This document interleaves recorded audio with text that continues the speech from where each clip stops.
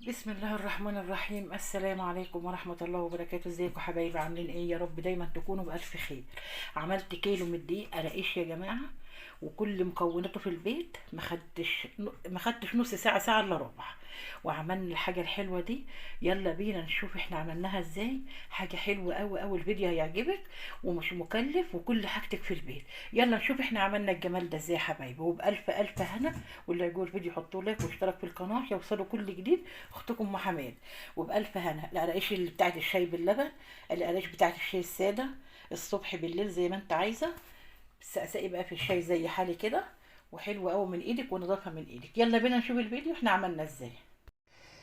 بسم الله الرحمن الرحيم. السلام عليكم ورحمة الله وبركاته. ازيكم يا حبايبي؟ عاملين ايه؟ يا رب دايما تكونوا بألف خير.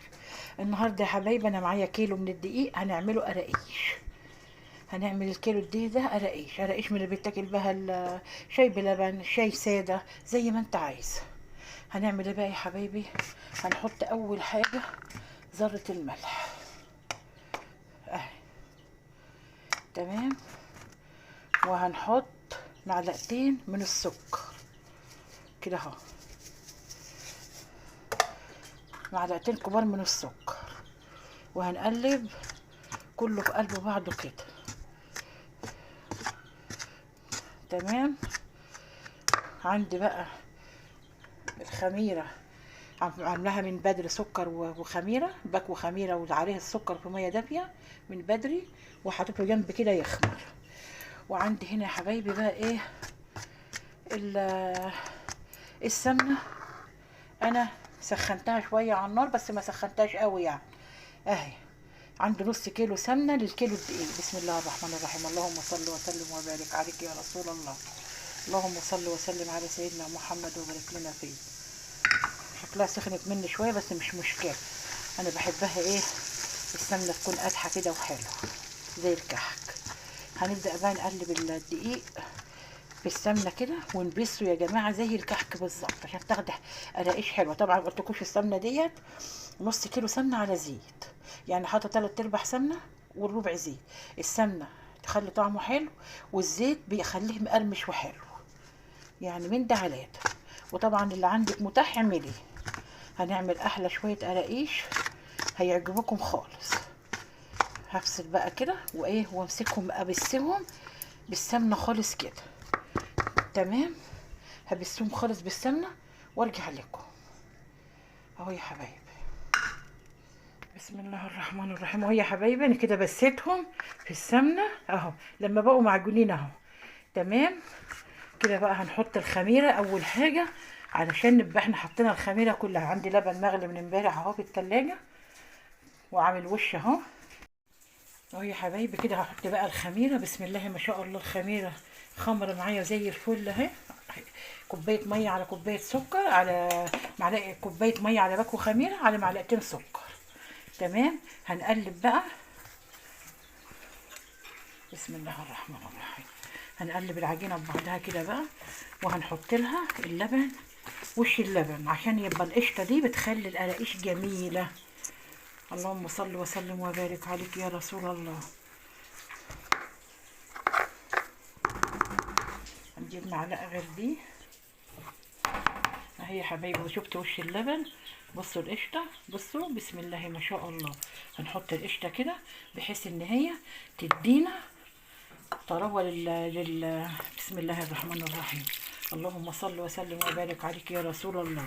كده بقى انا هعجنه وايه وارجع لكم، ونسيبه يستريح 5 دقايق ولا 10 دقايق ونبدا ايه نبطله.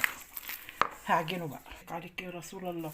اهو يا حبايبي طبعا ما خدش اللبن كله اهو، اتعجنت معايا العجينه حلوه قوي قوي قوي اهو. هلمها كده واسيبها ترتاح. ما شاء الله العجينه طريه وجميله وناعمه وحلوه خالص. هسيبها ترتاح يعني، هلفها كمان لفه واسيبها ترتاح، واحنا بنبططها هنشوف هنعمل فيها ايه. دايما يا جماعه صلوا على الرسول عشان ربنا يصلح الحال في ايدكم ويبارك لكم في كل اللي بتعملوه. اللهم صل وسلم وبارك على سيدنا محمد. صلوا على النبي يا جماعه، وكل وقت وكل اذان وكل ساعه صلوا على النبي. طول ما انتوا واقفين بتشتغلوا صلوا على النبي. يلا خليكم معايا اكملها عجينه وارجع لكم. اهي يا حبايبي انا كده خلصتها عجين خلاص. بقت العجينه ناعمه وجميله وطريه وحلوه. كده بقى هنغطيها كده اهو بفوطه، ونسيبها 10 دقايق تستريح. وبعد ال10 دقايق هنبدأ نقطع فيها ونشوف هنعمل فيها ايه. طبعا دي رقاش يا جماعة، عايزين تحشوها عجوة ماشي، عايزين تحشوها ملبن ماشي، اللي انتوا عايزين تحشوه بيه. انا عن نفسي بحبها سادة كده بالطريقة دي، بحبها سادة خالص. ماشي، هنسيبها تستريح شوية وبعد كده نرجع لكم. اهو يا حبايبي انا كده العجينة ريحناها شوية، وهبدأ اقطع كده بالطريقة الحلوة دي كده. اقطعها حتت صغيرة وابططها كده. طبعا مش عايزاها رفيعة قوي، عايزاها تخينة حلوة بحيث تستحمل الفرن وتطلع من الفرن بقرمشة وحلوة. يعني لا تخينة ولا رفيعة، سمكها حلو كده. طبعا عندك قطعة زي دي قطعي بيها بتخلي الشكل جميل اهو. اهو قطعة زي دي تقطعي بيها. بسم الله الرحمن الرحيم، اللهم صل وسلم وبارك عليك يا رسول الله. تقطعي بدي كده قطعة حلوة كده. لو عندك قطعة، ما عندكيش استعملي السكينة، مفيش اي مشكلة. الطريقة الحلوة دي بصي يا حبايبي تطلع جميلة ومشرشرة كده وحلوة. القرقوشة كده بالطريقة الحلوة دي على جنب كده. بسم الله الرحمن الرحيم. طبعا ما بحبهاش القرقوشة قصيرة قوي، بحب القرقوشة طويلة وحلوة. الطريقة دي يا حبايبي. طبعا هتبططي كل العجينة بالطريقة دي، عايزة تعملي قرص مدورة مفيش مشكلة، بس انا عاملة قراقيش يا جماعة، لان بحب القراقيش في غموس الشاي باللبن. كوباية شاي كده بالليل الصبح بتبقى حلوة قوي قوي. اهي بالطريقة دي. طبعا ما حطيناش عليها اي حاجة غير انتوا شفتوه، الملح والخميرة والسمنة وبس. هنعملها بالطريقة الحلوة دي، وهبدأ ارص في الصاج، وبعد ما اخلص رصها في الصاج هوريها لكم. اهو يا حبايبي انا كده مليت الصاج اهوت. هنريحه كده ربع ساعة على ما يختمر خالص في الصاج، وبعد كده نحطه في الفرن. طبعا لازم يكون الفرن والع من قبلها بربع ساعة. تحطيه على درجة حرارة 180، وتولعي من تحت بس، هيحمر من فوق ومن تحت. او لو عايزه تولعي الشواية، لو فرنك بيولع من فوق ومن تحت ولعي الشواية براحتك. لكن هو في الفرن بيسويه من فوق ومن تحت حلو على درجة حرارة 180. هنسيبه كده يستريح شوية القراقيش، وبعد كده نحطها في الفرن بالطريقه الحلوه دي. طبعا انا بحبها ساده، انتوا عايزين تحشوها عجوه ماشي، عايزين تحشوها ملبن ماشي. انا بنحبها ساده كده بالشاي باللبن. بالليل الصبح زي ما انت عايز. وكيلو دي يا جماعه بيطلع لك اكتر من 3 كيلو دي قراقيش تجيبها من الفرن. وتحفه وعمايل ايدك ونضيفه وزي الفل. يلا بينا نكمل ونقوم نولع الفرن، ونسيبه يسخن خالص ونريحه 10 دقايق كمان ولا حاجه. اهو يا حبايبي ما شاء الله الكيلو الدقيق القراقيش ما شاء الله خلاص كده بدأت تختمر في الصاجة اهيت. هبدأ بقى اولع الفرن واحطها. ما شاء الله بيطلع لك الكيلو الدقيق حب كتار خالص وبنظافة وبعمايل ايدك في بيتك زي العسل.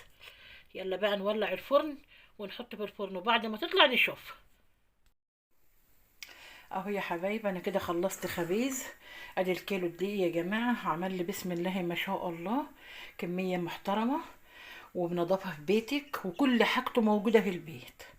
كل اللي انت محتاجاه موجود في البيت، ملح في البيت، دقيق في البيت، سمنة في البيت، حبة لبن فايضين منك في البيت رايبين، حبة زبادي، حبة لبن فايضين من شرب الصبح. اي حاجة في البيت بتقضي.